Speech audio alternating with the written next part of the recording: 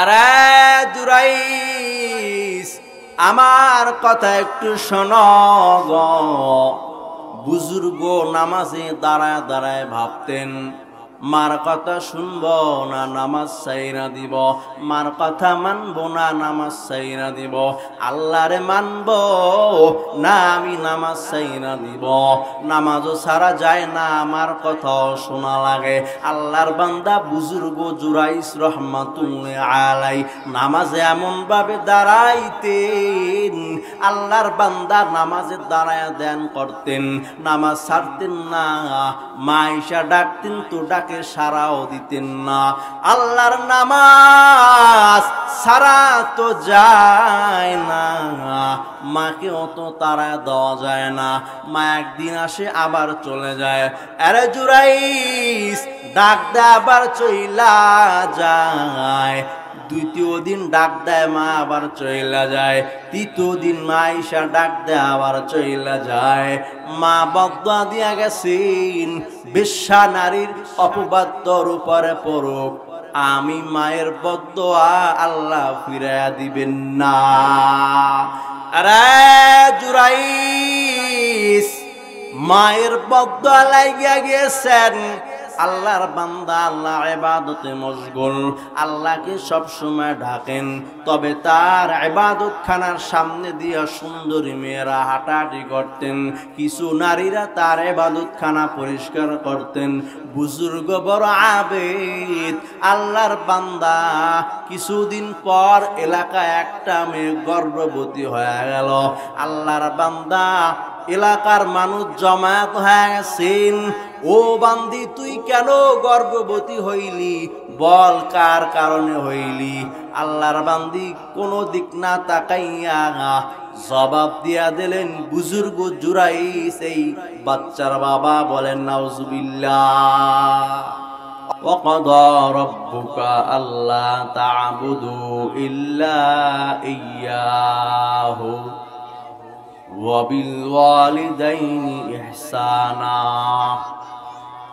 আল্লাহ তাআলা মানুষদের আদেশ করলেন, আদেশ, আরে মুহাম্মাদি উম্মত, আমি আল্লাহ তোমাদের নির্দেশ করলাম, আদেশ করলাম। এমন আদেশ আমি আল্লাহ করলাম গো, আমি আল্লাহ ব্যতীত অন্য কার ইবাদত করবা না। আল্লাহ তাআলা আদেশ করলেন, আদেশ, ইবাদত আমি আল্লাহর জন্য, আমি আল্লাহ ব্যতীত অন্য কার ইবাদত করবা না, অন্য কার ইবাদত করবা না। ইবাদত করবা বান্দা আমি আল্লাহর জন্য। এই যে আমরা আজকে মাহফিলে বসছি, বলেন কার জন্য? বলেন কার জন্য বসছি? তো এই জন্য দুনিয়ার সমস্ত ইবাদত কার জন্য? সব ইবাদতের মালিক একমাত্র আল্লাহ। আল্লাহর জন্য ইবাদত করতে হবে, অন্য আর কারোর জন্য ইবাদত না। আল্লাহ নির্দেশ করেছে, আমি আল্লাহর জন্য ইবাদত, অন্য কারো জন্য ইবাদত করবা না। বান্দা অন্য কারো জন্য যদি ইবাদত করো তো তুমি জালিম হয়ে যাবা, জালিম। ইবাদত আমি আল্লাহর জন্য, যদি অন্য কারো জন্য তুমি ইবাদত করো তো তুমি জালিম হয়ে যাবা। ইন্না শিরকা লাযুলমুন আযীম, শিরিককারী হয়ে যাবা, আর শিরিককারীর ঠিকানা জাহান্নাম। বলেন নাউজুবিল্লাহ।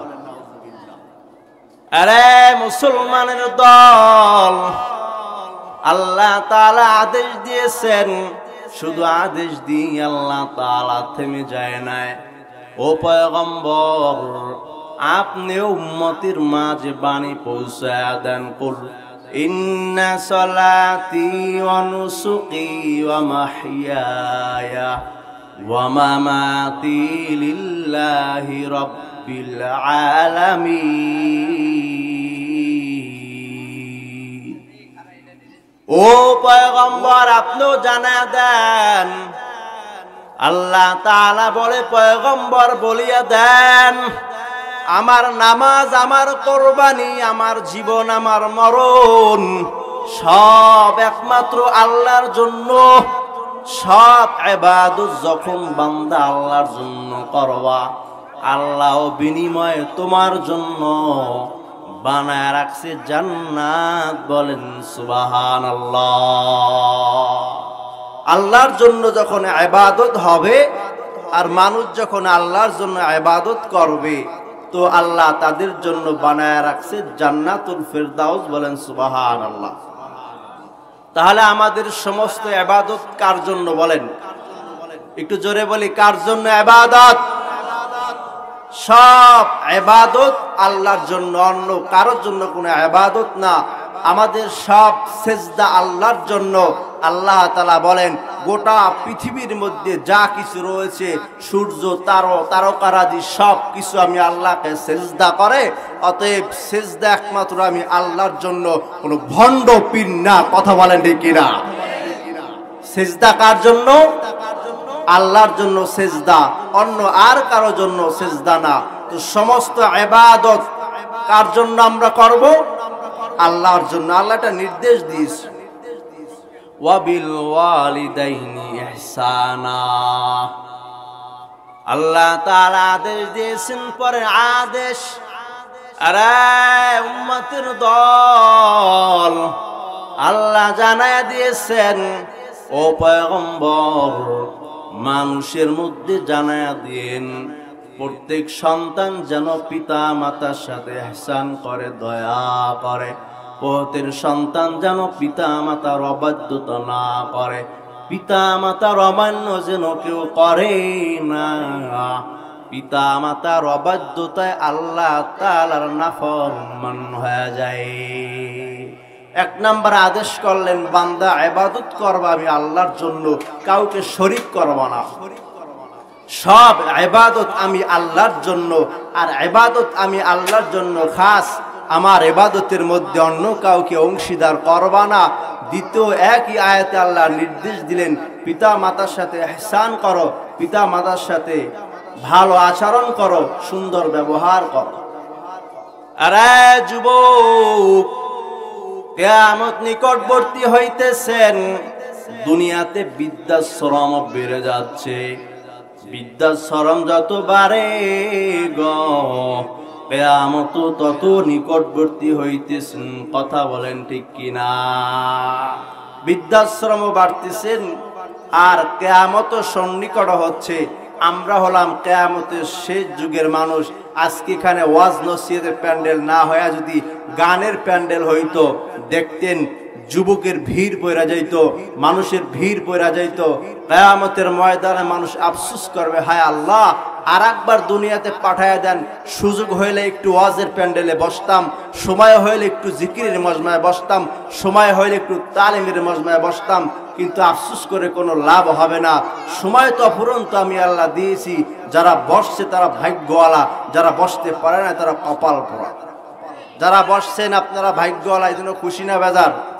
খুশি হয়ে থাকলে আর একবার বলি আলহামদুলিল্লাহ। আল্লাহ তাআলা নির্দেশ দিয়েছেন, দামি নির্দেশ, বান্দারা পিতা মাতার অবাধ্যতা করবা না। পিতা মাতার অবাধ্যতা আল্লাহ তাআলার নাফরমান বানায় ফেলায়। এরে মুসলমানের দল, পয়গম্বর আরবি জানাইছেন, আল জান্নাতু তাহতা আকদামিল উম্মাহাত। পয়গম্বর বলেন, প্রত্যেক সন্তানের জান্নাত মায়ের পদতলে।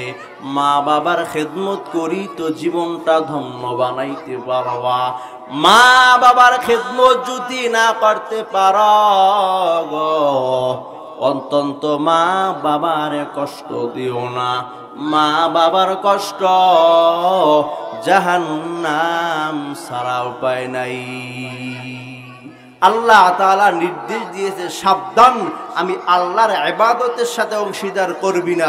দ্বিতীয় আদেশ আল্লাহ করছেন, শোন, পিতা মাতার অবাধ্যতা করবা না, পিতা মাতার সাথে ইহসান কর। আরে যুবকের দল, তুমি যেমন তোমার মা বাবার সাথে আচরণ করবা, মনে তুমি রাখিও তোমার সন্তানও তোমার সাথে তেমন আচরণ করবে, 1 ইঞ্চিও কম না 1 ইঞ্চিও বেশিও করবে না। তুমি যেমন করবা তোমার সন্তানও তেমন করবে। তুমি যেমন আচরণ করো, তোমার পিতা মাতার সাথে সৎ ব্যবহার না করে অসৎ ব্যবহার করো, অসম্মানী করো, পিতা মাতাকে গালমন্দ করো, ঘাড় ধাক্কা দিয়ে বের করে দাও, কথা শোনো না, স্বর্ণ দিয়ে লিখিয়ে রাখো, তোমার সন্তান এমন আচরণ করবে। ভাইরা আমার, তকি ওসমান সাহেব লিখেছেন, আল্লাহর এক বান্দা উকিল সাহেব, ঘরের মধ্যে বৃদ্ধ বাবা, অন্য আর কেউ ঘরের মধ্যে নাই, বিবি এবং ছোট্ট একটা বাচ্চা ছেলে নিয়ে জীবন কাটায়। বিবি সাহেবা বুদ্ধ বাবার কথা শুনতে পারে না। উকিল সাহেব রে বলে, তোমার বাবারে কি করবা করো, ঘেউ গন্নি আমার ভালো লাগে না, সহ্য হয় না। আরে উকিল, তোমার বাবারে কি করবা করো গো, তোমার বাবার কথা আমার সহ্য হয় না, একটু পরে পরে চা দাও, একটু পরে পরে পানি দাও, সহ্য হয় না তোমার বাবার কথা, অতএব তোমার বাবার সাথে আমি থাকতে পারবো না। উকিল সাহেব রে বলতেছে, উকিল শোনো, বৃদ্ধ মানুষের একটা তবিয়ত, তারা একটু গল্প করার মানুষ খোঁজে। বৃদ্ধ মানুষের তবিয়ত, কেউ একটু পাশে বসে গল্প করলে ভালো লাগতো। বৃদ্ধ মানুষের তবিয়ত, কেউ একজন পাশে বসে সবসময় কিছু খাবার দিত, খাইতাম, এগুলো বৃদ্ধ মানুষের তবিয়ত, কিন্তু ছেলের বিবির এগুলো পছন্দ হয় না। উকিল সাহেবরে বারবার বলতেছেন, কি করবা করো, এগুলো আমার সহ্য হয় না। আরে বিবি, আমার বাবা সারা দুনিয়ার কেউ নাই, এই বাবা ছোট থেকে তো আমার বড় মানুষ বানাইলেন, বাবা সারা দুনিয়ায় কেউ নাই। বিবি বলে, না না না, তোমার বাবার কথার কারণে আমার সন্তান ঘুমাইতে পারে না, দিনের বেলা ঘুমাইতে পারে না, রাতের বেলা ঘুমাইতে পারে না। উকিলের মেজাজ বড় গরম। উকিল বলে, তোমার বাবা যদি বৃদ্ধ হইতে তো তুমি কি করতা? উকিল সাহেবের মাথা ঘানানি করে দিচ্ছে। স্ত্রী বলে, ছোট্ট ছেলের কারণে তোমার ছেলে ঘুমাইতে পারে না, তোমার বাবার কারণে সে ছোট্ট, অতএব তোমার বাবাকে কি করবা করো, ফয়সালা হয়ে গেল। বিবি শোনো, কি একটা পরামর্শ স্ত্রী দিল উকিলকে, তোমার বাবারে বস্তায় বইরা, আমাদের পাশে 2টা নদী আছে, ডাইনে একটা নদী, বামে আর একটা নদী, একটা নদীতে ফালায়া দিয়ে আসো। বলেন নাউজুবিল্লাহ, বলেন না নাউজুবিল্লাহ। বলে, যে কোনো একটা নদীতে তোমার বাবারে বস্তায় বইরা ফালায়া দিয়ে আসো। তোমার বাবার নির্যাতনার জুলুম আর অত্যাচারে আমরা রাতে ঘুমাইতে পারি না, দিনেও ঘুমাইতে পারি না। উকিল শোনো, ভালোভাবে জীবন যাপন করতে হইলে এই বাবারে বস্তা বইরা ফালায় দাও। বিবি পরামর্শ দিল বাবারে, ঠিক উকিল সাহেব বস্তা বইরা নদীতে ফালায়া দেওয়ার জন্য রওনা হয়ে গেছে। মাথায় করে নিয়ে যাইতেছে, কিছু দূর যাওয়ার পর বাবা ডাক দিতেছে, আরে আব্দুর রহিম, বাবা আমায় একটু নামাইয়া লও, তোমার সাথে কিছু কথা আমি বলবো, তারপর নদীতে ফালায়া দিও। আব্দুর রহিম, বাবা কত সময় হয়ে গেছে, তুমি আমারে মাথায় করিয়া নিয়ে আসলা, মনে হয় তোমার শরীর থেকে ঘাম বের হয়ে গেছে, আমার একটু নামাও, আমার গামছা দিয়া তোমার চেহারাটা একটু মুছায়া দেই, তোমার ঘামটা আমি একটু মুছায়া দেই। আরে আব্দুর রহিম, বস্তাটা একটু নামাও, বলে না না, বস্তা নামানো চলবে না, আমি আপনার নদীতে ফালা দিব, কারণ আপনার কথার কারণে আমার সন্তান ঘুমাইতে পারে না। বাবা আবার বলে, আব্দুর রহিম বাবা একটু নামাও নামাও। সন্তান আকুতি মিনতি বাবার নামাইছেন। বস্তার মুখটা খোলার পর বৃদ্ধ বাবা চোখের পানি ফালায়া ফালায়া কাঁদতেছেন আর বলে, বাবা আব্দুর রহিম, ডানে একটা নদী বামে একটা নদী, অতএব আমারে ডানের নদীতে ফালাইবা না, আমারে ফালাইও বামের নদীতে। ডানে একটা নদী বামে একটা নদী, এ সন্তান ডানের নদীতে ফালাবি না, আমারে ফালাইবা বামের নদীতে। উকিল সাহেব অবাক হয়ে গেলেন, আব্বা আপনি কি বললেন? কেন আপনারে বামের নদীতে ফালাবো? সন্তান বড় অবাক হয়ে গেছেন। বাবায় কান্দে আর কয়, উকিল তুই যখন দুনিয়ায় আগমন করছিলি আমার বাবাও ছিল বড় বৃদ্ধ।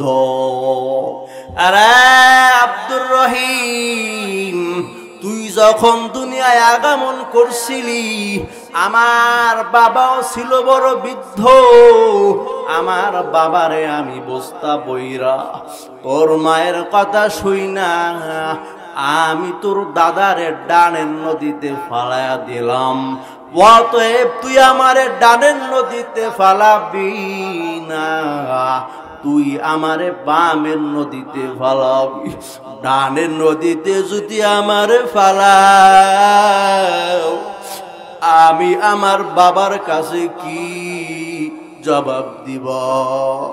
আরে আব্দুর রহিম বাবা, আমারে বামের নদীতে ফালাইয়া দাও, তবে তুমিও নতুন একটা নদী বানাও, কারণ তোমার ছেলে বড় হইয়া তোমারে ফালানের জন্য নদী খুঁজবে।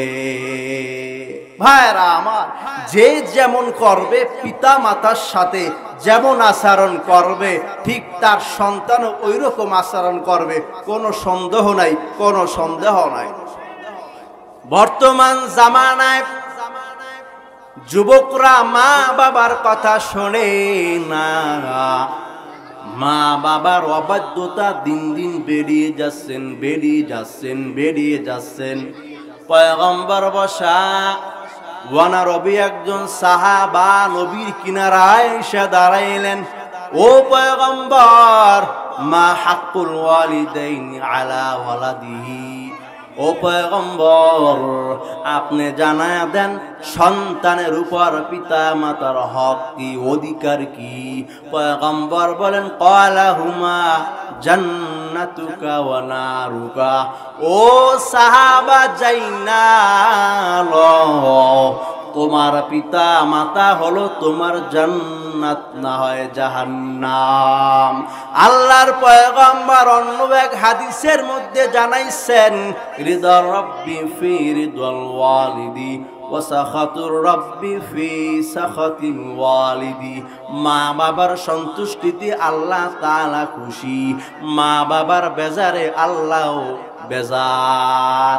আরে যুবকের দল, আজ মাহফিল দিয়েছো মা বাবা বৃদ্ধ, মা বাবার জন্য সর্বদা দোয়া করো, উহা শব্দ তাদের সামনে করবা না। ইম্মা ইয়াবলুগান্না ইনদাকাল কিবরা আহাদুহুমা আও কিলাহুমা ফালা তাকুল লাহুমা উফফিন ওয়ালা তানহারহুমা। আল্লাহ তাআলা দ্বিতীয় আদেশের পরে তৃতীয় আরেকটা আদেশ করেছেন। প্রথম আদেশ আল্লাহ করেছেন, সাবধান, আমি আল্লাহর নির্দেশ, আমি আল্লাহর ইবাদত করবা, কাউকে অংশীদার করবা না। দ্বিতীয় আদেশ করেছেন, পিতা মাতার সাথে ইহসান করো, ইহসান করো, এটা আল্লাহর আদেশ। শেষ জামানার মানুষ আমরা, আল্লাহ তাআলার এই বিধানগুলো আজ দিন দিন ছুটে যাচ্ছে। তৃতীয় আদেশ আল্লাহ করেছেন, পিতা মাতা উভয়ে একজন যদি বৃদ্ধ হয়ে যায়, বার্ধক্যে উপনীত হয়, তাদের সাথে শব্দ ব্যবহার করবা না, তাদের সামনে হাত নাড়ায় কথা বলবা না, এমন আচরণ করবা না যে আচরণের দ্বারা মা বাবা কষ্ট পায়। এটা আল্লাহর নির্দেশ, বলেন সুবহানাল্লাহ। ভাইরা আমার, আজ পেপার পত্রিকার ইন্টারনেট খুইলা দেখেন, মায়ের গলা কাইটা সন্তান পালায়া যাইতেছেন, মা বাবার বৃদ্ধাশ্রমে ফালাইয়া সন্তান আরামায় সেদিন কাটাইতেছেন। কথা বলেন ঠিক কিনা? আজ বৃদ্ধাশ্রমে গিয়া দেখেন, উকিলের মা বাবা, ব্যারিস্টারের মা বাবা, আর্মির মা বাবা, শিল্পপতির মা বাবা, ব্যারিস্টারের মা বাবা, সব ধনী আর ধনীদের মা বাবা বৃদ্ধাশ্রমে কোনো আলেমের মা বাবা পাবেন না, কোনো রিক্সাওয়ালার মা বাবা পাবেন না, কোনো দিন মজুরির মা বাবাকে বৃদ্ধাশ্রমে পাবেন না। উচ্চ শিক্ষিত, যে শিক্ষার মধ্যে দিন নাই, ইসলাম নাই, শুধু অর্থ সম্পদ কামাই করা শিখাইছেন, তারাই এক সময় পিতা মাতাকে বৃদ্ধাশ্রমে পাঠিয়ে দেয়। কথা বলেন ঠিক কিনা? এই জন্য আমরা আমাদের সন্তানকে সুশিক্ষা দেব, দিনী শিক্ষা দেওয়ার পর তারপরে জেনারেলি পড়াবো। যত বড় ব্যারিস্টার হোক না কেন, আর্মি হোক, প্রশাসন হোক, সে যা কিছু হোক না কেন, দিনের বুঝ আর দিন শিক্ষা থাকার কারণে পিতা মাতাকে বৃদ্ধাশ্রমে পাঠাবে না। কথা বলেন ঠিক কিনা? মহতারাম হাজিরিন, পিতা মাতা বার্ধক্যে পৌঁছে গেলে তাদের সামনে শব্দ করবা না, বেয়াদবি করবা না। বেয়াদবির ফল কিন্তু বড় ভয়ঙ্কর। আল্লাহ আদেশ করেছেন, পিতা এবং মাতা উভয় যদি বার্ধক্যে পৌঁছে যায়, তবে তাদের সাথে এমন আচরণ করো, এমন সেবা করো, ছোটবেলা যেভাবে তোমার মা বাবা তোমার সেবা করেছে। ভাইরা আমার, এই জন্য আল্লাহ তাআলা আদেশ করেছেন, কোরআনের বয়ানগুলো কোরআনের মধ্যে রয়ে গেছেন, পয়গম্বর হাবিবে কিবরিয়ার বয়ানগুলো কিতাবের মধ্যে রয়ে গেছেন। আমরা কেউ মানি না। কোরআন কোরআনের জায়গায়, হাদিস হাদিসের জায়গায়। আমরা মানতে নারাজ। আমাদের দিন যাচ্ছে, বছর যায়, মাস যায়, কোরআন কোরআনের জায়গায়, হাদিস হাদিসের জায়গায়। কিয়ামতের ময়দানে আল্লাহর কাঠগড়ায় যখন, হিসাবের কাঠগড়ায় যখন দাঁড়াবো, তখন আমরা দেখবো আমলের পুঞ্জি জিরো। বিনা হিসাবে জান্নাত তো দূরের কথা, আল্লাহর কাঠগড়ায় দাঁড়ায়া একদিনের সময়ের হিসাব আমরা কেউ দিতে পারবো না। ভাইরা আমার, এই জন্য মা বাবা যদি বৃদ্ধ হইয়া যায়, মা বাবার সামনে হাত লড়ায় কথা বলবা না। আরে যুবক, মা বাবার সামনে এমন ভঙ্গিমায় কথা বলবি না যে কথার দ্বারা মা বাবার মনে কষ্ট পায়, বদদুয়া হয়। বদদুয়া যদি একবার লাইগা যায়, তো জিন্দিগির দুনিয়ার কপাল পুড়ে যাবেন। কিয়ামতের ময়দানও জাহান্নাম ছাড়া উপায় নাই। আল্লাহর পয়গম্বর সাহাবায়ে কেরামের মজমায় বয়ান দেন, বনি ইসরাইলের এক আবেদ নাম হলো জুরাইস রহমাতুল্লাহ আলাইহি, কুতুবুল আলম, দামি একজন বুজুর্গ বান্দা জুরাইস। ইবাদত করতেন বলে তার খানকায় ইবাদত, ইবাদতের জন্য এমন পাগল। সাহাবায়ে কেরাম ছিলেন পাগল। কেমন পাগল? পয়গম্বর আদেশ করতে দেরি গো, সাহাবায়ে কেরামের আদেশ মানতে দেরি হইতেন না। বলেন সুবহানাল্লাহ। আরে মুসলমানের দল, এই জন্য জুরাইস বুজুর্গ ইবাদতে এমন পাগল। কেমন পাগল? ইবাদতে দাঁড়াইতেন, সারা রাত দাঁড়ায় দাঁড়ায় নামাজ পড়তেন, সারা দিন দাঁড়ায় দাঁড়ায় নফল নামাজ পড়তেন। আল্লাহর এমন পাগল আশিক, তবে মা বাবার খেদমত সুন্দরভাবে করতেন না, মা বাবার হুকুম সে মানতেন না, মা বাবার কথা মতো সে চলতেন না। জুরাইজ বুজুর্গ নামাজে দাঁড়ায় যাইতেন, মা আয়েশা ডাক দিতেন, জুরাইজ, আরে জুরাইজ, আমার কথা একটু শোনো গো। বুজুর্গ নামাজে দাঁড়ায় দাঁড়ায় ভাবতেন, মার কথা শুনবো না নামাজ ছাইরা দিব, মার কথা মানবো না নামাজ ছাইরা দিব, আল্লাহরে মানবো না আমি নামাজ ছাইরা দিব। নামাজও ছাড়া যায় না, আমার কথাও শোনা লাগে। আল্লাহর বান্দা বুজুর্গ জুরাইস রহমাতুল্লাহ আলাই নামাজে এমন ভাবে দাঁড়াইতেন, আল্লাহর বান্দা নামাজে দাঁড়ায় ধ্যান করতেন, নামাজ ছাড়তেন না। মা আয়েশা ডাকতেন তো ডাক সারাও দিতেন না। আল্লাহর নামাজ সারা তো যায় না, মাকেও তো তারা দেওয়া যায় না। মা একদিন আসে আবার চলে যায়। আরে জুরাইস, ডাক দেয় আবার চইলা যায়। দ্বিতীয় দিন ডাক দেয়, মা আবার চইলা যায়। তৃতীয় দিন মা আয়েশা ডাক দেয়, আবার চইলা যায়। মা বদদুয়া দিয়া গেছেন, বেশ্যা নারীর অপবাদ তোর উপরে পড়ুক, আমি মায়ের বদদুয়া আল্লাহ ফিরাইয়া দিবেন না।